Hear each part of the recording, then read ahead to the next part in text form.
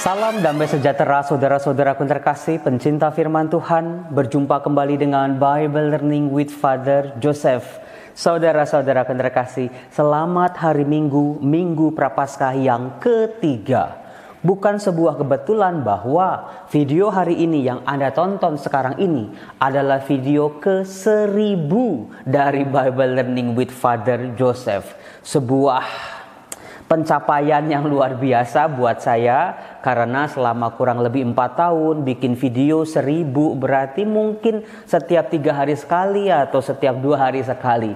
Terima kasih, inspirasi dari Roh Kudus selalu mengalir, tercurah masuk ke dalam pikiran, masuk ke dalam hati, sehingga bisa membuat renungan-renungan yang mungkin mudah-mudahan bermanfaat untuk Anda semua. Terima kasih juga buat Anda semua. Setelah 1000 video, Anda tetap tekun nge-like, share, komen di video-video Bible Learning. Terima kasih. Sebuah karya kebaikan, sebuah karya dari Roh Kudus untuk kita semua.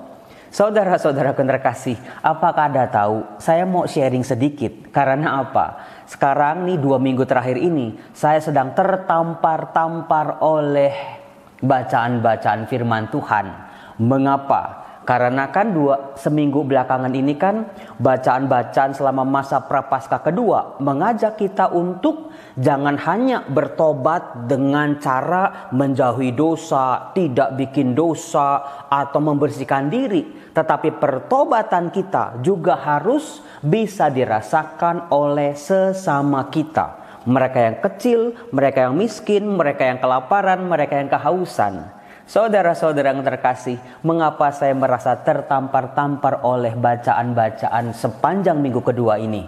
Karena saya sedang sibuk-sibuknya banyak kelas malam. Jadi saya ini ngajar dari pagi sampai sore, terus beberapa kali ada kelas malam, sehingga membuat di minggu kedua ini saya babak belur soal waktu.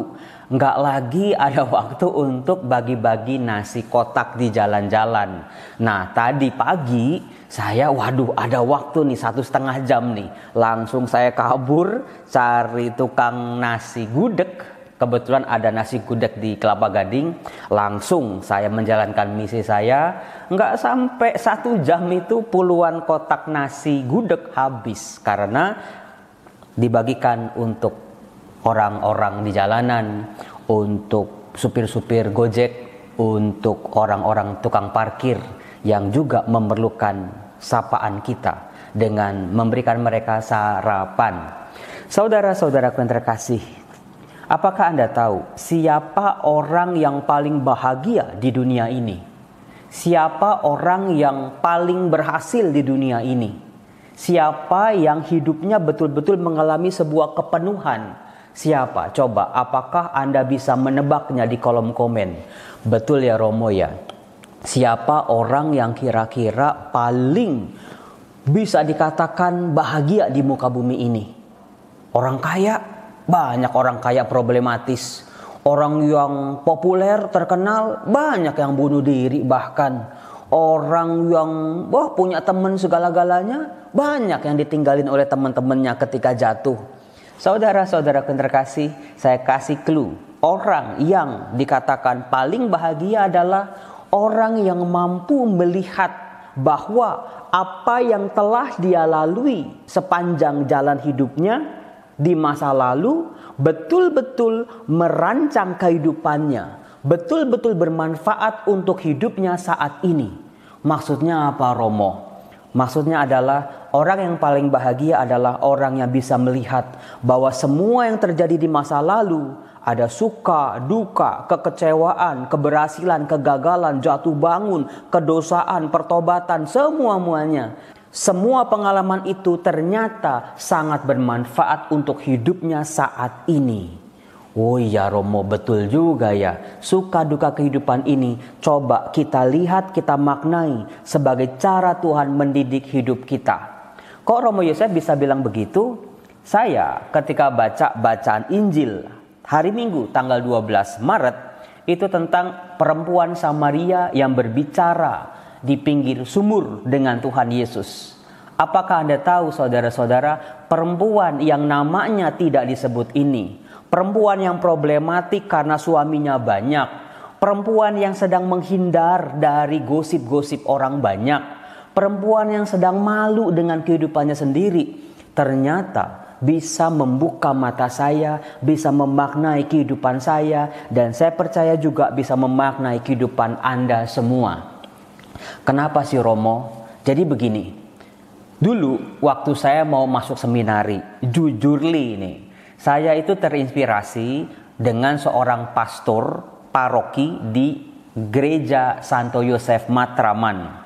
Namanya sudah pernah saya sebut, namanya Romo Yan Jawa. Beliau juga penonton Bible Learning yang setia, sekarang sedang tugas di Papua. Waktu itu lihat beliau jadi pastor paroki, ramah sama umat, melayani umat, memberikan sakramen, merayakan ekaristi. Wah, saya pengen jadi pastor seperti itu. Di benak seorang Yosef umur 15 tahun waktu itu, ya jadi pastor ya kayak pastor paroki, jadi pastor ya kayak Romo Yan Jawa itu. Tetapi ternyata saudara-saudara, sepanjang pendidikan saya di seminari, tetap saya mau jadi pastor itu pastor paroki ya.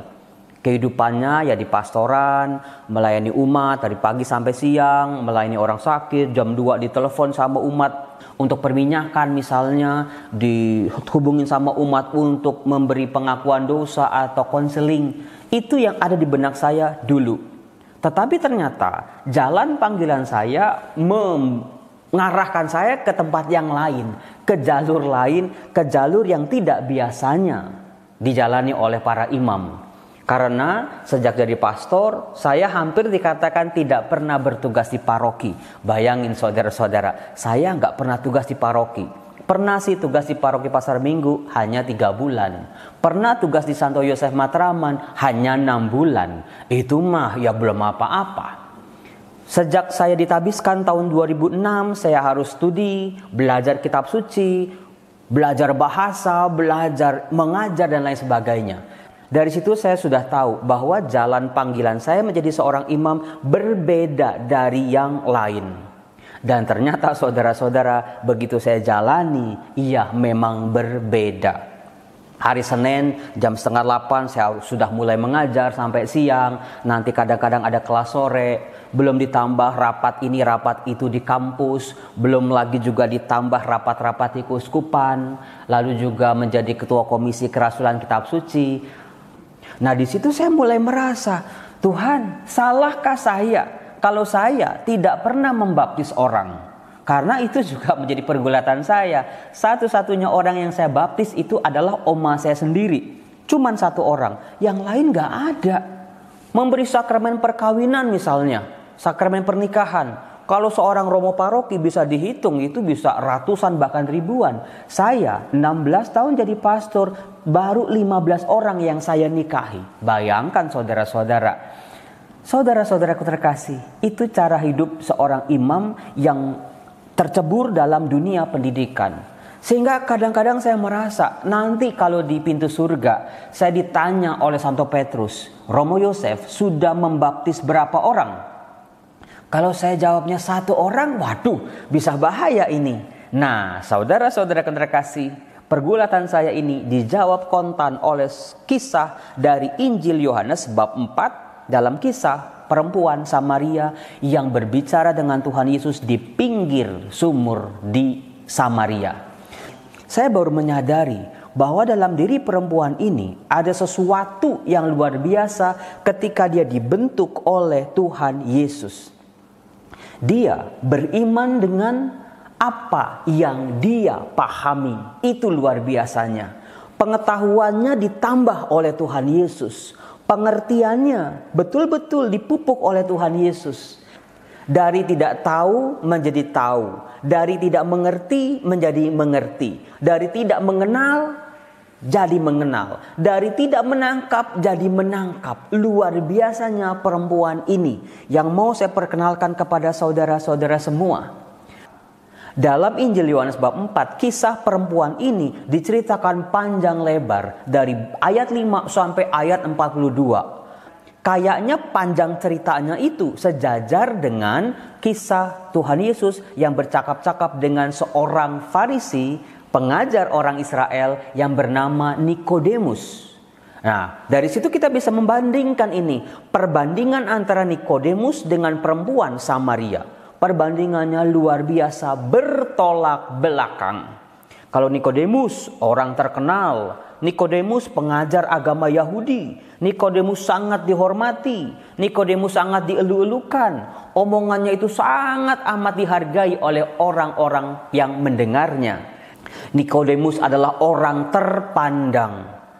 Tetapi sayangnya saudara-saudara, orang yang sangat terpandang ini cuman berani datang kepada Yesus di tengah malam, dalam kegelapan, supaya tidak dilihat oleh orang lain. Dia malu, dia ragu. Meskipun ajaran-ajaran Tuhan Yesus sangat menginspirasi dia, sangat memukau dia, tetapi dia datang kepada Yesus dalam keraguan, di waktu malam seorang diri. Berbeda terbalik luar biasa dengan perempuan Samaria. Dia berjumpa dengan Yesus di tengah hari yang panas terik, ketika hari sedang terang-terangnya. Dari sini kita bisa melihat sebuah perbandingan yang luar biasa. Tetapi saudara-saudara, sebetulnya antara Nikodemus dengan perempuan ini sama-sama mengalami kesulitan dalam hidup. Perempuan ini tengah hari bolong, jam 12 siang, dia datang ke sumur di Samaria. Maksudnya apa? Supaya dia tidak berjumpa dengan perempuan-perempuan lain, dengan orang-orang lain. Karena apa? Gambaran perempuan Samaria ini adalah gambaran kebanyakan dari kita. Orang yang lelah dengan kehidupannya, orang yang diombang-ambingkan dengan kehidupannya. Dia punya banyak suami, bisa jadi dia digosipin sama masyarakatnya, sama ibu-ibu tetangganya. Dia tukang kawin cerai, dia tukang selingkuh, dia pelakor dan lain sebagainya. Inilah alasan perempuan ini datang untuk menimba air di siang hari yang panas terik. Nah, saudara-saudara, kesamaan lainnya juga adalah Nikodemus dengan perempuan Samaria ini sama-sama memiliki kesempatan luar biasa bisa berbincang-bincang dengan Tuhan Yesus. Bukan cuma sekedar perbincangan yang singkat-singkat seperti yang kita jumpai dalam beberapa kisah dalam kitab suci. Dua orang ini, saudara-saudara, tidak mengalami kesembuhan secara fisik karena mereka tidak sakit, tetapi iman dan keraguan mereka yang belum sempurna, yang sedang tidak baik-baik saja. Nikodemus sedang mengalami keraguan dengan apa yang dia imani dalam tradisi keluarganya, dalam agama keluarganya, agama masyarakatnya, agama bangsanya. Dia mulai ragu-ragu dengan itu semua begitu dia mendengar ajaran-ajaran Yesus. Begitu dia terkesima dengan karisma Tuhan Yesus. Tetapi dia sedang mengalami rasa malu. Demikian juga dengan perempuan Samaria. Hidupnya yang hancur membawa dia pada sebuah kesempatan luar biasa. Rahmat bekerja dalam dirinya, yaitu dia bisa berbincang-bincang empat mata dengan Yesus. Tidak ada orang yang menyaksikan, tidak ada orang yang mendengar, tidak ada orang yang menilai. Di hadapan Tuhan Yesus, dia bisa mengungkapkan seluruh hidupnya, seluruh unek-uneknya, seluruh pemahamannya tentang hidup. Itulah yang luar biasa saudara-saudara. Apakah Anda pernah berbicara empat mata dengan Tuhan Yesus? Ketika Anda merasa tidak dihakimi, ketika Anda memandang wajahnya, matanya yang penuh kasih, di situ Tuhan Yesus betul-betul mengerti kehidupan kita, seluruh pergulatan kita. Contohlah dua orang ini. Nah, yang luar biasanya saudara-saudara, yang membuat saya kagum, perempuan ini meskipun dia sedang tidak sakit, tetapi dia hidupnya sedang tidak baik-baik saja, ternyata dia juga disembuhkan oleh Tuhan Yesus. Disembuhkan apanya, Romo? Pertama-tama yang disembuhkan oleh Tuhan Yesus adalah pengertiannya, pemahamannya, rasa taunya tentang apa yang dia hidupi selama ini.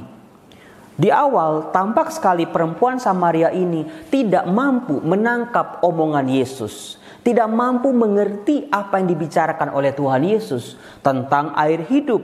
Dia memahaminya secara harafiah. Dia menanggapinya juga dengan polos. Tetapi Tuhan Yesus mengerti betul dalam diri perempuan ini sebetulnya ada potensi yang luar biasa yang bisa digali, potensi yang bisa menjadi kekuatannya, yaitu rasa ingin tahunya. Dia mau mengerti, dia mau tahu, dia mau mengenal lebih dalam lagi. Maka dari itu terjadilah sebuah dialog yang panjang, pelan-pelan mengalir antara Yesus dengan perempuan ini. Lambat laun pengertian perempuan ini bertambah. Pengetahuannya dibuka. Dia semakin mengenal siapa pribadi yang sedang berhadapan dengan dirinya ini. Yang sedang menawarkan air hidup. Yang bisa membasahi kekeringan hidupnya. Saudara-saudara, luar biasanya adalah perempuan ini mengalami pertobatan. Karena apa? Bukan karena disembuhkan dari buta menjadi melek, dari tuli menjadi mendengar, dari lumpuh menjadi berjalan. Tetapi rahmat yang bekerja dalam dirinya adalah pemahamannya ditambah.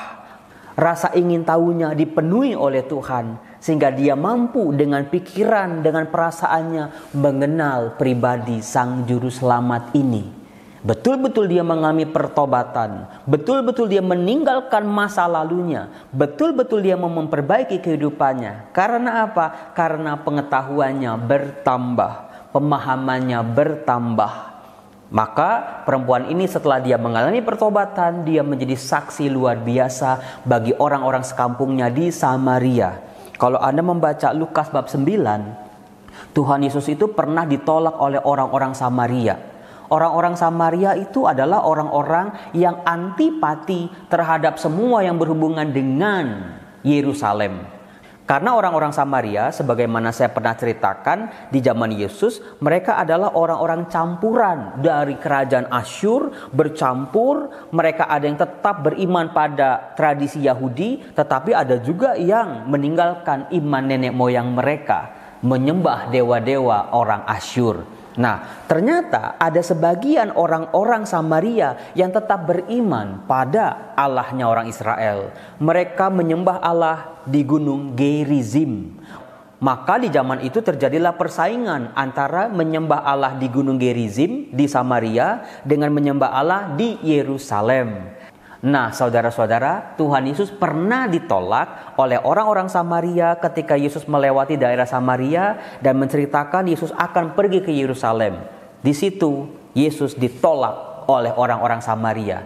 Nah, siapa kira saudara-saudara perempuan yang tadinya ditolak oleh masyarakat karena hidupnya gak benar, dijadikan oleh Tuhan Yesus bisa memahami, bisa mengenal dan menjadi pewarta. Dia datang kepada orang-orang sekampungnya, dia bercerita, dia bertemu dengan Tuhan Yesus yang membuat orang-orang Samaria datang kepada Yesus, percaya kepada Yesus. Salah satunya adalah karena si perempuan ini.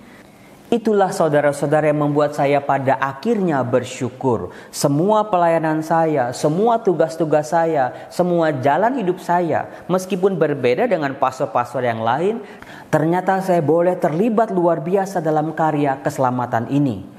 Saya sebagai seorang dosen, sebagai seorang pengajar kitab suci, membantu umat beriman untuk menambah pemahaman mereka, menambah pengetahuan mereka tentang siapa Tuhan Yesus, tentang apa itu kitab suci, tentang firman-Nya, tentang apa yang ditawarkan oleh Allah.